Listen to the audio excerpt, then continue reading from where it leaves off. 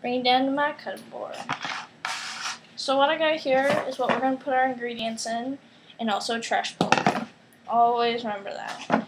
Now, I don't have a good rag to put under here, which is what you should do to keep your cutting board stable. For my knife of choice, I'm using my Global Chef knife. I believe it's a 10-inch. My favorite knife of all time. So lightweight, like, oh my gosh, if you've never used one, you should try it. Okay, so, really simple, but we're missing one ingredient, so we're just going to work around it. What I got here, I got us some avocados. And so how to cut an avocado, all you're going to do is you're going to actually cut around the avocado.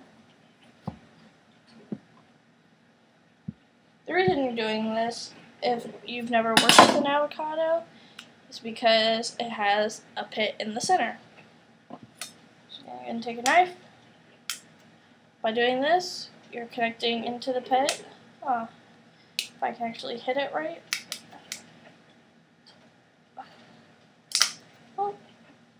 Well, they're usually easier. Sometimes they're not, like this one. So in this case, I'm going to get a spoon.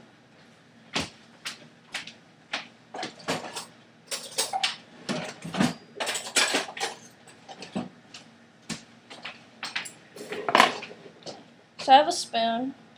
These avocados are pretty hard, but when you go to the grocery store, most avocados are hard. They're okay. I like using the harder ones straight away, just especially for this salsa, so it stays in the same form.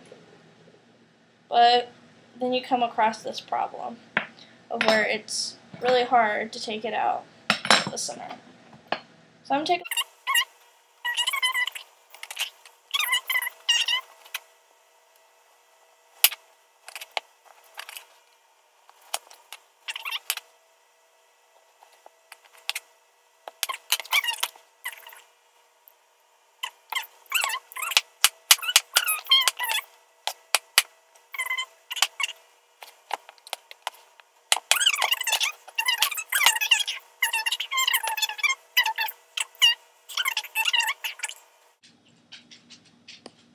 Okay, so after I cut all those up, quite a bit, I actually kept some pieces out just for me to num on. Num num num num. Still pretty hard. I probably should have let them rest a couple days and then use them, but too late now. Okay. So, for your tomato, you want to make sure you have a really sharp knife. Like this knife. I already cut myself once because I wasn't paying attention. So what you're going to do, different ways you can cut it, but I'll just get rid of the top.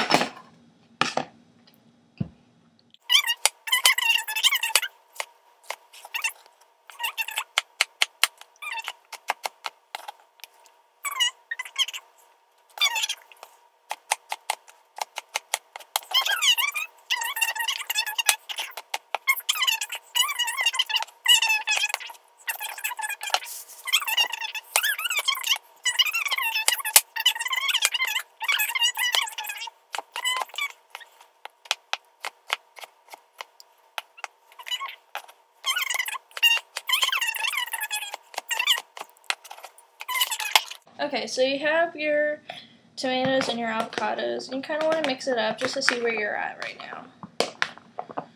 So, didn't realize, so I have a lot of tomatoes, but it's okay, because usually tomatoes are the base in most salsas, unlike this one. It's an avocado base. I really like to compare it to a guacamole that has yet to be blended. That's what I like to compare it to. Okay, so your next ingredient, which I love, is a red onion. Now, we're probably not going to put all of this red, no, let me keep it on the side. probably not keep all of this, put all this red onion in it. But,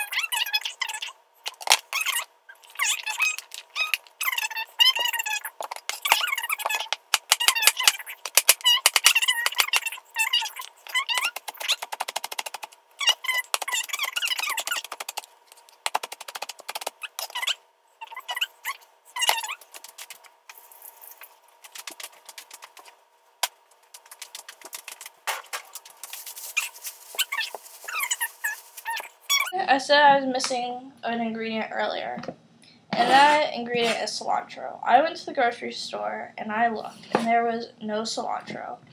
It's really upsetting because I love cilantro.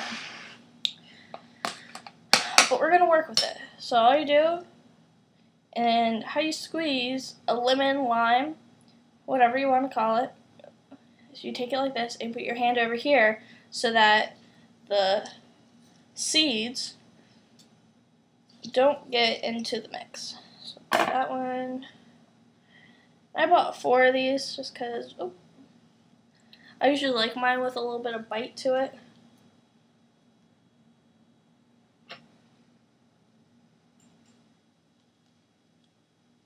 And if you're having a little trouble, just take a fork or a spoon and break those open and squeeze away.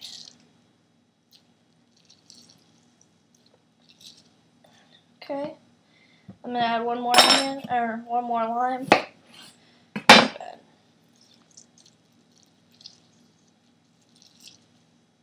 And also with the citrus, it actually keeps the color of the tomatoes and the avocados alive.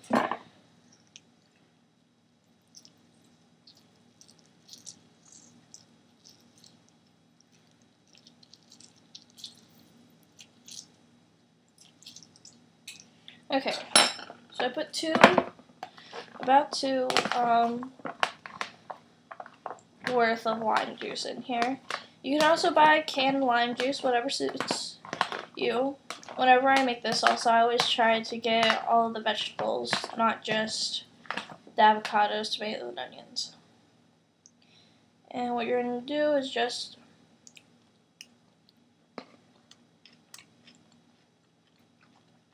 okay, so the lime's really good on that. So probably one of the most important things you should do is season. So a little pepper in here. And then salt is pretty much in everything. Brings out the flavor, sweetness, it's really good. And it will help bring out the sweetness of those purple onions too. And just mix that in. And then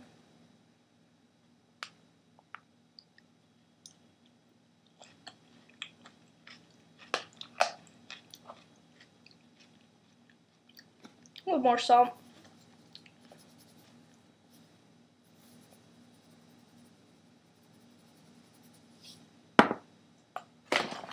Let's stir it one more time.